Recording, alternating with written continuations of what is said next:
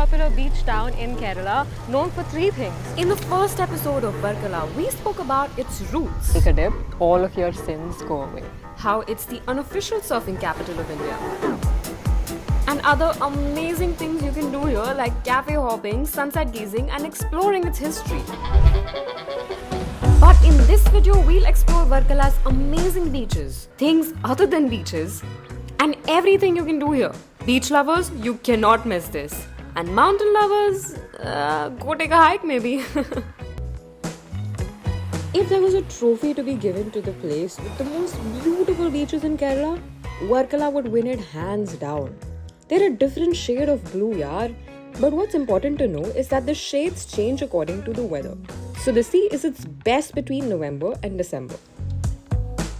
There are 5 main beaches here: Papanasham or main beach, Odayam beach, Black Sand beach, Kapil beach, and Edoa beach. Chalo, let's take you through some of them.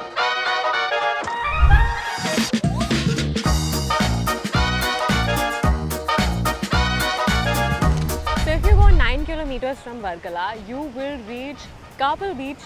Like you can see, it's comparatively less explored, less people come here, and the water is also nice shade of like blue and green together. It looks really cool. In case you're bored of walking on the beach or on the sand, you can just walk a little ahead and come right here where the rocks are. And in case you're bored of the rocks, you can cross right over in Kapil beach and enjoy the backwaters. It's like best of 3 worlds. पता है Kerala has 34 backwaters. पहले के ज़माने में backwaters were usually just a mode of transportation, but now it is full-fledged tourism. Backwaters में houseboats, snake boat races, seafood eateries का बहुत contribution है to Kerala's economy. That's why आपको कभी केरला के कोई भी water body में bore नहीं होगा. They've managed to make it fun for everybody. One observation I had was there were a lot of couples over here. Maybe that's why it's called Kapil Beach, like a wordplay on couple. Who knows? Guys, legit, if you know why Kapil Beach is called Kapil Beach and if there's any connection with couples, let me know in the comments because I'm dying to.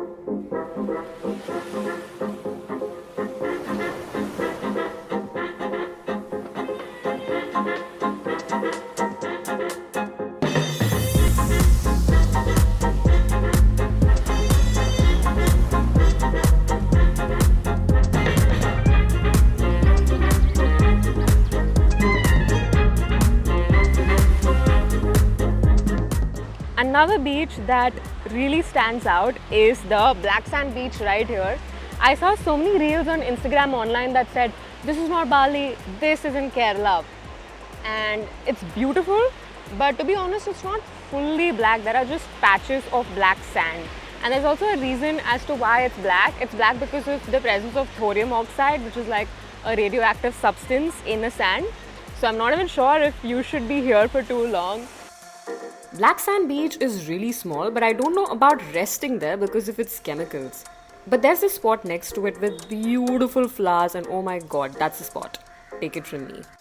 Wait. There's one more beach here that is considered super holy. Like dipping yourself in it is considered to wipe away all your sins. And that is Varkala Beach.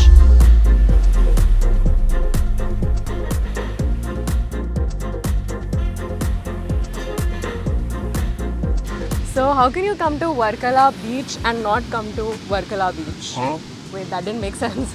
How can you come to Varkala and not Varkala beach? So this interesting fact about this beach is that it's extremely spiritual. Another name for this beach is called Papanasham beach, which means that destruction of evil and sins. Evil. So did you also know that Varkala beach or just beaches in Varkala are super safe and they come under top 10 safest places in India to wear a bikini or just wear swimwear? Did you make that up? No, I didn't make it up. I wish I did because then I wouldn't get FOMO of not wearing a bikini and coming to the beach.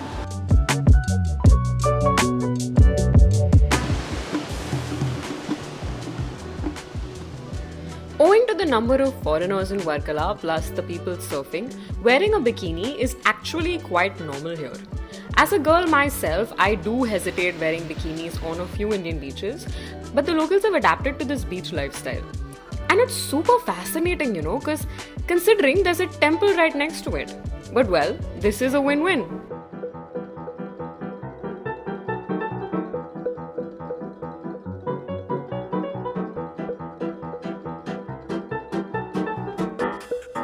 Kerala has some of the biggest mangrove forests around. Sounds boring because it's probably something our parents would want to go sightseeing for. But here's the fun element. You can actually go kayaking amidst these waters and it's super fun.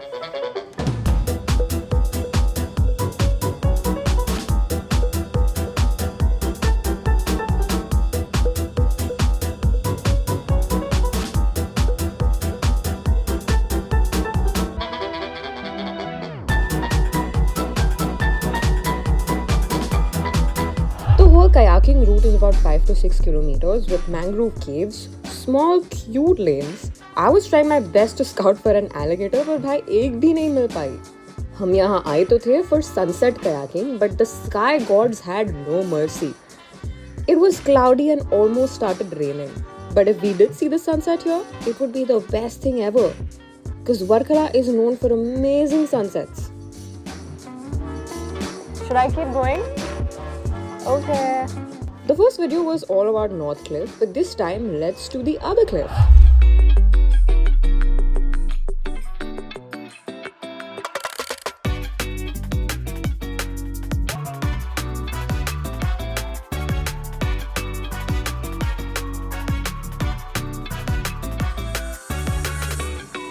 Now I'm heading to South Cliff to see what it's like. So a lot of people told me that North Cliff is more hippie and South Cliff is more like, calm. I mean, that's sort of like the definition for everything. Like even if you go to Goa, you see that they say that North Cliff is like, very hippie and party-like, and south of Goa is more calm and offbeat. So I'm guessing that's the case for Varkala too. Let's go see what it's like. So South Cliff doesn't have a lot of areas that you can walk in, unlike North Cliff. That's because a lot of private properties and resorts take precedent, occupy that place. So there's not a lot of place for people to walk in, and there are very few cafes. Like this one is called Trip is Life. It's extremely popular in all of Varkala, and I've heard it's got like the best view, so I have to go check it out. Come. If you're looking for a very chill, laid-back, hidden spot, then South Cliff is for you. They have multiple cute cafes, properties with stunning views. I'll give you a very honest review about the cafes in Varkala. It's 90% aesthetics and the food is very average. Something similar with Trip is Life. The food was okay, but definitely the best I tried in all of Varkala. But the view, oh my god, check this out. Italy and Spain, what? I'd rather chill here. This is the end. This is it. My trip to Varkala finally comes to an end. And if I had to summarize, I would want to say that, wow, what a beauty. I mean, the vibes are lit, the place is cool, it's safe, it's super friendly, it's bikini friendly. There's so many young people, surfers, so many people coming in for Ayurveda, yoga. I mean, this place has more personality than I do, to be honest.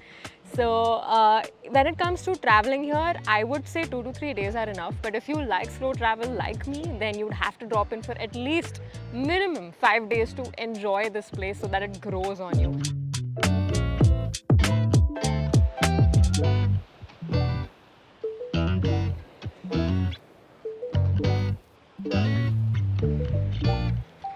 Thank you so much for watching this video. I really hope you enjoyed it. If you're not already following me on socials, do follow me. The links are all mentioned in the description below. Also, I'm continuing more videos from my Kerala series. They'll be here anywhere in this video. Thank you so much for coming back. I appreciate you. Bye-bye.